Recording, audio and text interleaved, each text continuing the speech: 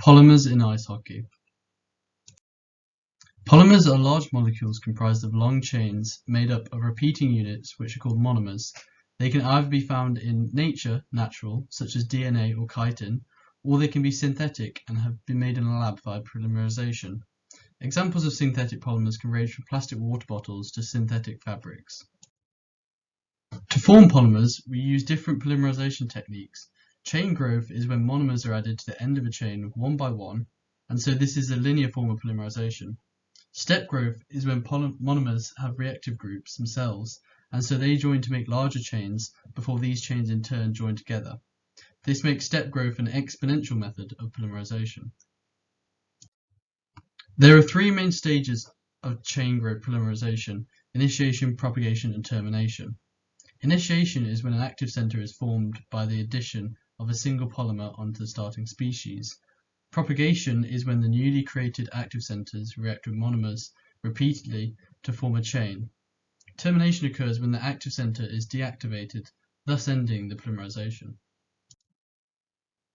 Chain growth also has three main mechanisms: free radical, cationic, and anionic. Free radical is when unpaired electrons on the radical species react with monomers. Cationic reactions have an electrophilic polymer species reacting with monomers to form a cationic chain, and anionic reactions are when a nucleophilic species reacts with an electrophilic monomer to form an anionic chain. The most important property of polymers is that they can exist in two different solid states. The glass state is lower in energy and in it the polymer is hard and rigid. The rubber state is higher in energy and the polymer is relatively soft and flexible. The temperature at which the polymer changes from the glass state to the rubber state is the glass transition temperature and is key to the purpose particular polymers are used for. This property allows the same polymer to have multiple applications depending on which state they are in. Artificial ice can be made from polymers due to developments since the 1950s. The polymer used is most commonly high-density polyethylene and rarely ultra-high-density polyethylene.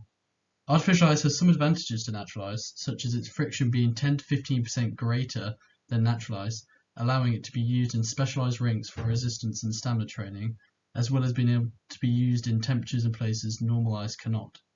However, it has some disadvantages, such as kicking up more shavings and less sinter-pressed, and having no difference on the lifespan of skate blades used on it, as it still wears them down within 20 to 60 minutes. Current development is focusing on improving its impact on skate blades, as well as looking into biodegradable alternatives, as though polyethylene can be recycled, it is not biodegradable. The primary component of all hockey jerseys and indeed many sports clothing is polyester. Jerseys are made from knitted polyester filament yarn, which greatly increases strength and damage resistance, as jerseys undergo a lot of stretching and impacts compared to other sports that use lycra or single sheet polyester clothing. The use of polyester allows the jerseys to undergo sublimation printing, unlike natural fibers, which allows the jerseys to have intricate designs and vivid colours. The polyester gives the jersey a wicking ability, as well as being able to keep the wearer dry, as the polyester yarn fibers trap water molecules between them. They can be entirely made from recycled plastics, yet still are not biodegradable like natural fibers.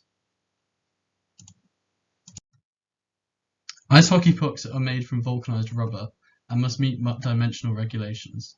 The vulcanization process, in which the chains are cross-linked using sulfur, hardens the puck, making them more durable, as they must put up with impacts at speeds of up to 110 miles per hour. It also makes them smoother to reduce the friction with the ice, and so making the pucks move across the ice more easily and bounce less. The pucks are frozen before a game to a temperature close to the glass transition temperature to further harden and smooth them, as the rubber backbones become more rigid and crystalline, enhancing the desired properties previously mentioned. Skates are almost entirely comprised of polymers, with only the blade being metal. The blade housing is made from a lightweight polycarbonate like the helmets, as it must be lightweight but able to withstand large pressures and impacts. The shoe part is made from knitted ballistic nylon, comprised of specific polyamides.